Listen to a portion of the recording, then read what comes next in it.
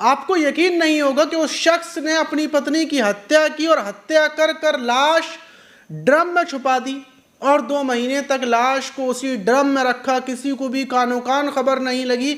बच्चे भी ये समझते रहे कि माँ किसी काम से बाहर सामान लेने के लिए गई हुई है या फिर किसी काम से बाहर गई हुई है, इसलिए माँ का कुछ पता नहीं है। और 2 महीनों तक वो लाश ड्रम में छिपी रही, किसी को भी कानो कान खबर नहीं। और अचानक से सिर्फ एक चीज़ की वजह से 2 महीने के बाद लाश बाहर आती है। और लाश जब बाहर आती है तब इस घटना का खुलासा होता है कि 2 महीने पहले ही पति ने हत्या की थी। और हत्या किस वजह से की थी वो सुनकर और जिस प्लानिंग से उसने लाश को छिपाया और 2 महीनों तक गुमराह करता रहा, वो पूरी कहानी बेहद ज़्यादा चौंकाने वाली है। तो चलते हैं और जो आज की घटना है उसको शुरुआत से जानते हैं आखिर तक। तो दोस्तों, मेरा नाम माज है। उम्मीद है कि आप सब अच्छे होंगे, सुरक्षित होंगे। और जो आज की घटना है वो तमिलनाडु के तिरुवल्लूर ज़िले की और वहीं का आरवक्कम थाना है।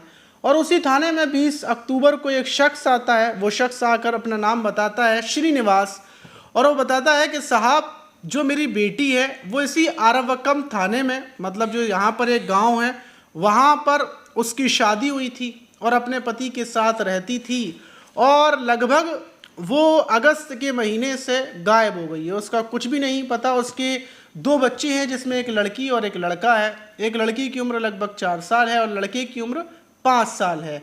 और 2 महीने पहले ही लड़ाई झगड़ा हुआ था। लड़ाई झगड़े के बाद हमारी जो बेटी थी जिसका नाम प्रिया था, वो आने को तैयार नहीं थी, लेकिन जो उसका पति है जिसका नाम सिबलब रासन है, वो बुलाने के लिए आया था और उसके कहने पर हमने अपनी बेटी को भेज दिया था। लड़ाई झगड़े के बाद हमारी बेटी आ गई थी और फिर हमारी बेटी का कोई फ़ोन नहीं गया। 2 महीने तक हम कोशिश करते रहे कि हमारी बेटी से हमारी बात हो जाए। और जब हम अपने दामाद को फ़ोन करते तो वो एक ही बात बताता कि अभी जो उसकी पत्नी है वो बाहर गई हुई है, प्रिया किसी काम से गई हुई है। और जब कई बार फ़ोन किए तो उसने ये बताया कि प्रिया कुछ काम करने के लिए अपनी सहेली के साथ चली गई है और थोड़े दिन के बाद आएगी। और ऐसे ही कर कर उसने 2 महीने गुजार दिए। और 2 महीने गुजरने के बाद जब हमसे बर्दाश्त नहीं हुआ तो हम बेटी के ससुराल पहुँचे। वहाँ पर आकर हमने फिर अपने दामाद से सवाल किया और उसने हमें वही जवाब दिया कि प्रिया अपनी सहेली के साथ गई हुई है और उसके पास फ़ोन नहीं है, तो बात तो हो नहीं पाएगी, लेकिन कुछ टाइम के बाद वो वापस आ जाएगी क्योंकि वो किसी ठेके पर काम करने के लिए गई है। पैसों की बहुत ज़रूरत थी, इसलिए प्रिया चली गई है। अब ये बात जब पिता सुनता है, फिर जो अपने नाती थे उनसे पूछता है कि बेटा, जो तुम्हारी माँ है वो कब से हैं गायब?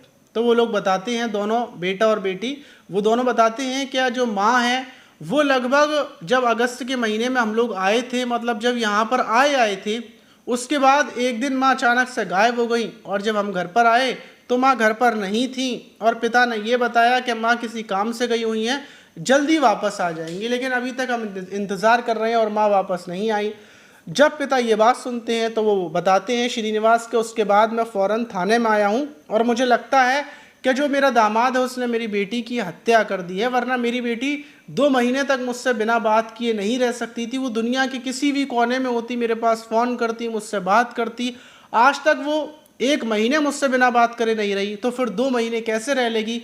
अब जब कोतवाल साहब ये पिता की बात सुनते तो उनको लगता है कि ज़रूर हो सकता है कि पति ने किसी घटना को अंजाम दे दिया हो, प्रिया की हत्या कर दी हो। तो फ़ौरन पुलिस पहुंचती है और जो पति था उसको गिरफ्तार कर लेती है। गिरफ्तार करने के बाद अब सख्ती से पूछताछ की जाती है और जब पूछताछ की जाती है तो वो यही बातें बताना शुरू करता है जो उसने अपने ससुर को बताई थी कि वो पत्नी काम पर गई हुई है, अपनी सहेली के साथ गई है। लेकिन यहाँ पर वो पुलिस के सामने ज़्यादा देर तक नहीं टिक पाता। पुलिस उससे सवाल पर सवाल करती है कि अगर वो सहेली के साथ गई है तो कौन सी सहेली, कब आई, कैसे गई, तुम्हारे पास कोई तो नंबर होगा, तुम्हारी सहेली जो उसकी सहेली थी वो यहीं रहती होगी, किसी इलाके में होगी, कौन थी, ऐसे बताओ। जब वो पुलिस उसको चारों तरफ से फंसा देती है तो वो टूट जाता है और टूट कर वो बोलता है कि साहब, मैं परेशान हो गया था और मैंने अपनी पत्नी की हत्या कर दी।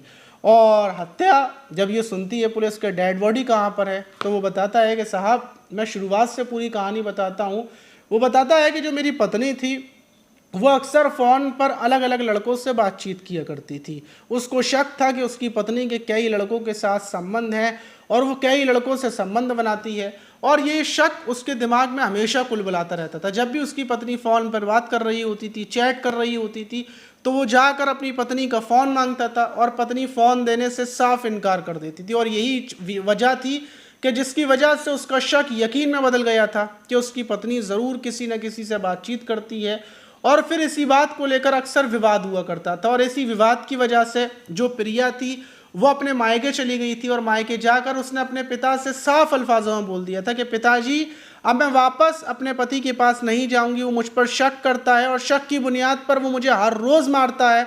मैं चाहती हूँ चाहे वो बच्चे रख ले और अगर चाहे तो बच्चे मुझे दे दे, लेकिन मैं वापस अपने पति के पास नहीं जाऊंगी। वहीं जो प्रिया के पिता थे श्रीनिवास, उन्होंने अपनी बेटी को समझाया। उन्होंने बताया कि बेटी तुम चली जाओ, तुम्हारे बच्चों की ज़िंदगी का सवाल है, तुम्हारे बच्चों की ज़िंदगी ख़राब हो जाएगी, वो अनाथ हो जाएंगे। और ऐसे ही बातों में लेकर पिता ने समझा बुझाकर अपनी बेटी प्रिया को लगभग 10 अगस्त को वापस भेज दिया था। और 10 अगस्त को प्रिया अपने पति के साथ वापस अपने ससुराल में आ जाती है। और यहाँ पर आने के बाद जो ये पति था बताता है कि 14 अगस्त को लड़ाई होती है और 14 अगस्त की रात ये अपनी पत्नी का गला दबाकर उसकी हत्या कर देता है। गला दबाकर हत्या हो जाती है। फिर ये सोचता है कि अब क्या किया जाए, और ये बताता है कि इसका जो पानी का ड्रम था, उसको पानी के ड्रम को ये सारा पानी फेंक देता है रात के टाइम ही, और उस ड्रम में प्रिया की डेड बॉडी को डाल देता है। और फिर उसमें कंबल वगैरह रख देता है कि जो बॉडी है वो इधर से इधर ना हिले, और फिर ड्राम को रस्सी से ऊपर से पूरे तरीके से बांध देता है।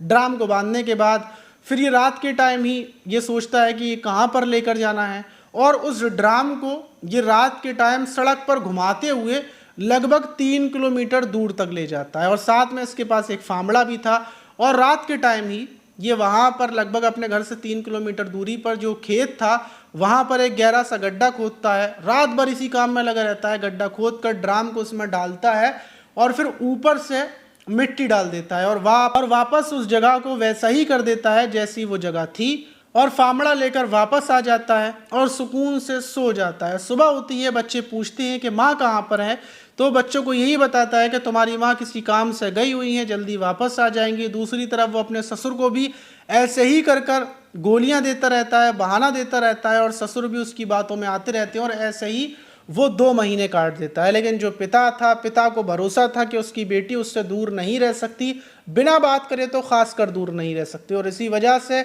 इसी पक्की बात पर बुनियाद पर पिता ने थाने में गुमशुदगी की रिपोर्ट दर्ज करवाई, और पुलिस ने सिर्फ पिता की ढूंढने पर, पिता की गुमशुदगी की रिपोर्ट पर उससे सख्ती से पूछताछ की, और वो टूट गया। उसने पिलाने की इतनी शातिराना की थी कि ड्रम को ज़मीन में गाड़ दिया, किसी को भी कानूकान खबर नहीं हुई। फ़ौरन जो पुलिस थी, पुलिस रवाना होती है, और जो जगह उसने बताई थी वहाँ पर गड्ढा खोदा जाता है, ड्रम बाहर निकलता है, और जो प्रिया की डेड बॉडी थी वो पूरे तरीके से कंकाल में बदल चुकी थी।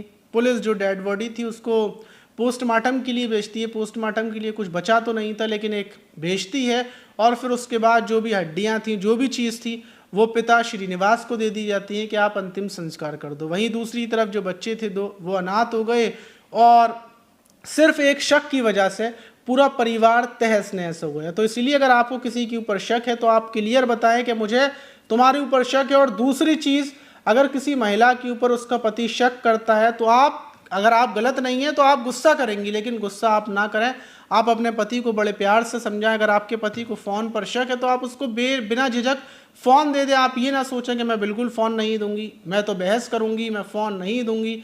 तो ऐसी चीज़ों से इंसान के दिमाग में और ज़्यादा शक पक्का हो जाता है। शायद प्रिया ने अगर अपना फ़ोन दे दिया होता, या फिर प्रिया ने अपना फ़ोन साइड कर दिया होता, तो शायद ना प्रिया की जान जाती और एक परिवार, हंसता खेलता परिवार बच जाता। क्योंकि शक का कोई इलाज नहीं है, सिर्फ शक का एक ही इलाज है कि जिस वजह से शक है उसको ख़त्म कर दिया जाए। आप इस घटना पर क्या बोलना चाहेंगे कमेंट बॉक्स में ज़रूर बताइएगा। मिलते हैं किसी और वीडियो में, जब तक के लिए अपना ख्याल रखें, सुरक्षित रहें, सावधान रहें।